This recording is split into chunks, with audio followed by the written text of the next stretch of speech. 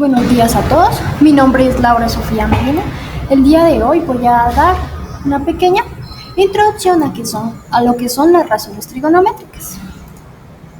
Lo que voy a presentar el día de hoy son qué son las razones trigonométricas, unos conceptos necesarios a la hora de trabajar las razones trigonométricas y la clasificación según el tipo. Primero, ¿qué son las razones trigonométricas? Aquí expongo que las razones trigonométricas son funciones. ¿Funciones por qué? En la matemática relacionamos dos conjuntos con funciones, entonces aquí voy a relacionar lo que es un ángulo de un triángulo rectángulo con sus lados. Por eso pongo que son funciones matemáticas que se utilizan en la trigonometría para relacionar los ángulos de un triángulo rectángulo con las longitudes de sus lados.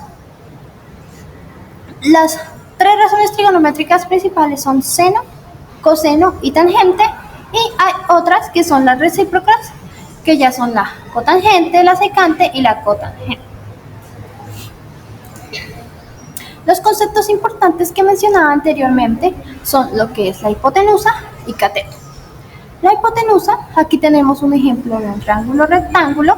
La hipotenusa es la que no forma el ángulo recto, o sea, es el lado mayor, es el que tiene mayor longitud.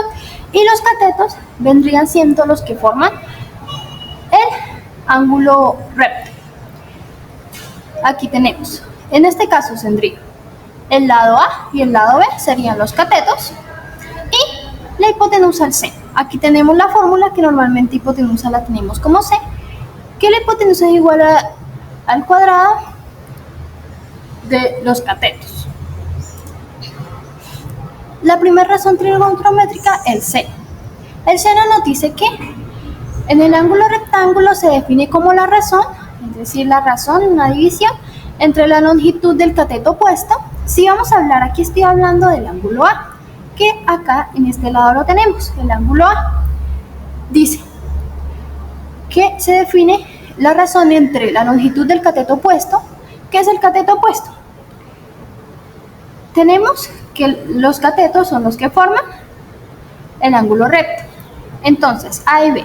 El opuesto es el que no toca el ángulo, es decir, el que está es la A, porque este cateto no toca el ángulo. Y el cateto adyacente vendría siendo el B, que es el que está al lado del ángulo y que sí toca el ángulo. Entonces, el seno es esa razón entre la longitud del cateto opuesto, que es A, sobre la longitud de la hipotenusa, que ya sabemos que la hipotenusa es el lado mayor y que no toca el ángulo recto. Pasamos con coseno. Igualmente lo vamos a hacer para el ángulo A. Acá los ángulos están denotados por letras mayúsculas y los lados por letras minúsculas.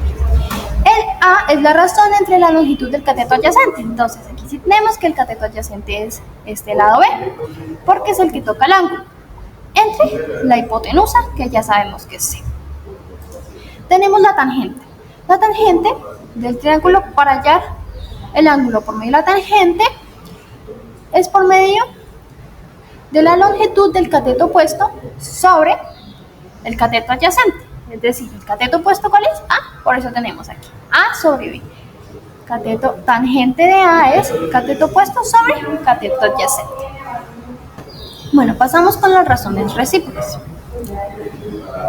En las razones recíprocas tenemos que cosecante vendría siendo lo contrario del seno, secante, coseno y cotangente de tangente.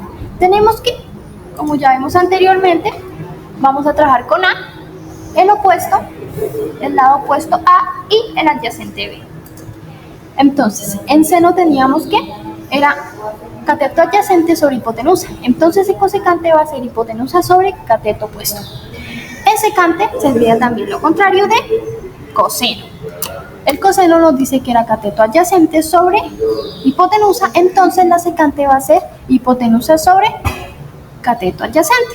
Y la cotangente, como la tangente era cateto adyacente sobre cateto opuesto, la cotangente va a ser cateto adyacente sobre cateto opuesto.